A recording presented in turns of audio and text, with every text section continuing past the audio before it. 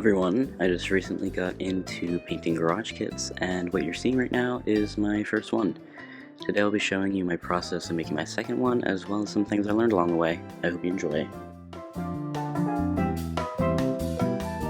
To start off, this is what came in the boxes for the kits, though I had already dwindled down the connective pegs at this point, which I inevitably regretted, but I'll explain why later.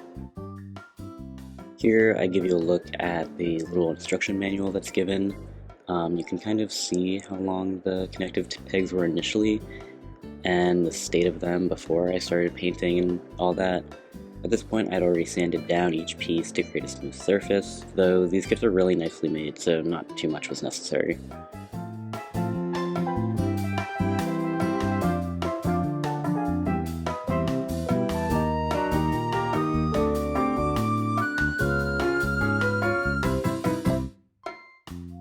I began with the primer. I originally wanted to get a spray primer, but after painting these two kits, I feel as though I have a lot more control with liquid rather than the spray, but I mean, that's just up to personal preference.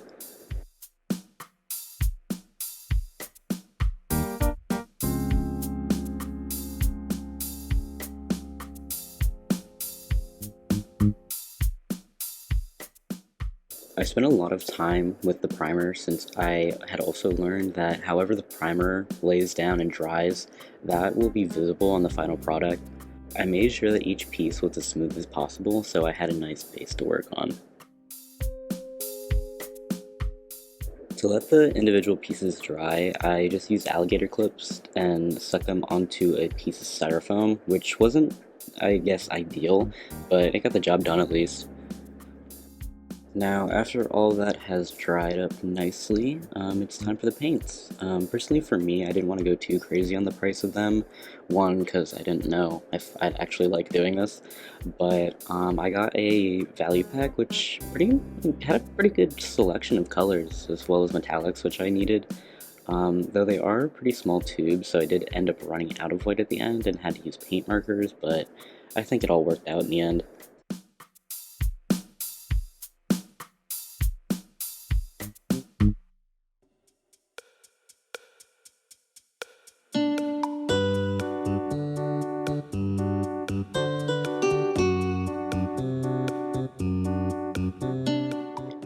Here you can see that the paint dried a little streaky, which is a common downfall for hand painting, which is typically why a lot of people like to use a airbrush.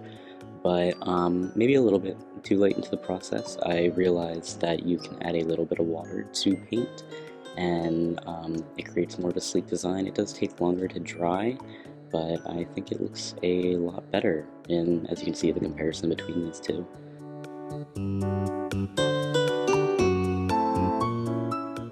The plug suit is probably a better example of how sleek the watered down paint can look. I'm very happy with how it looks.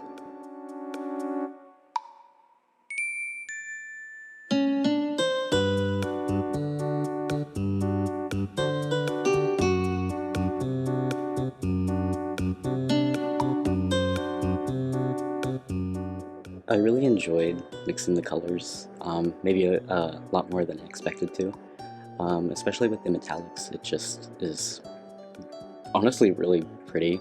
It's surprising for such cheap paints. I especially really liked mixing the metallic around in the water dish. I don't know, I just really liked the swirl of it.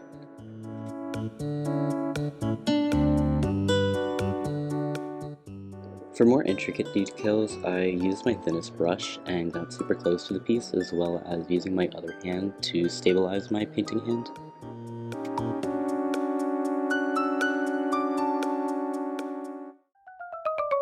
I saved the probably most difficult part for me to last, that of which being the skin tone.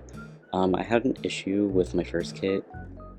I just kept making her skin tone either a little bit too dark, a little bit too red, having to go back and forth, and each time I did another layer of paint, it left a weird texture in some parts. This time I used the white color of the resin to my advantage and used a very watered down mixture of just like normal skin tone colors like orange, white, and a little bit of red. Of course I had to paint on a couple more layers than anywhere else, but it was so much easier than my previous approach.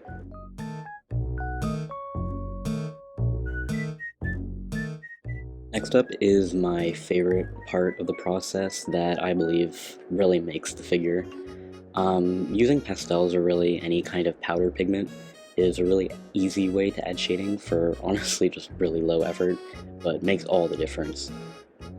I went in with a dark blue pigment and really just jammed it into all the crevices of her hair, making not necessarily like false shadows, but kind of false shadows.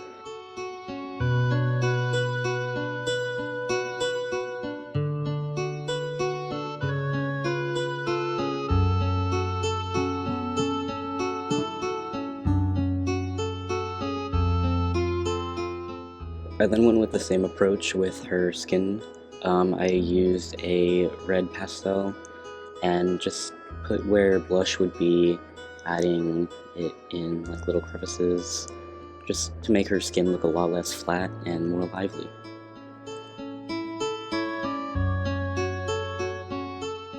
After that, I put on the decals, which I didn't record me putting on her eyes since it was a bit stressful. I did record me putting on the label decal. Basically all I did was use water to lay it down and fiddle with it until it was to my liking.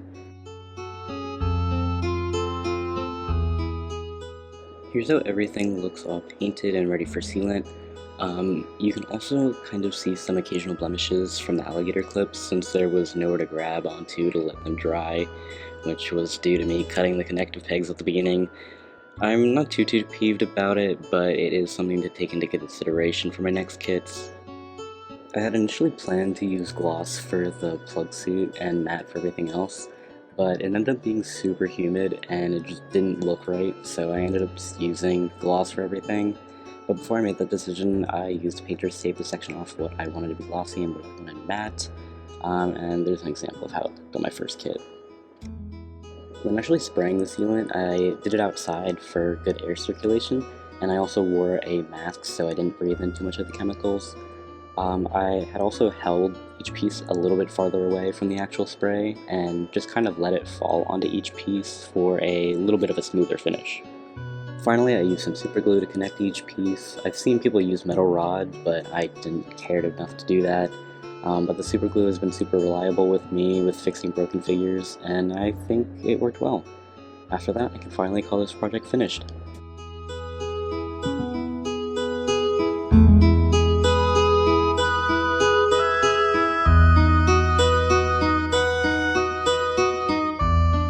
I am exceptionally happy with the finished product. While neither of them look perfect, of course, I love how kind of obvious it is that they've been hand-painted. They stand out a lot in my collection, which gives them a really unique feel to them, and it's something that I can be proud of.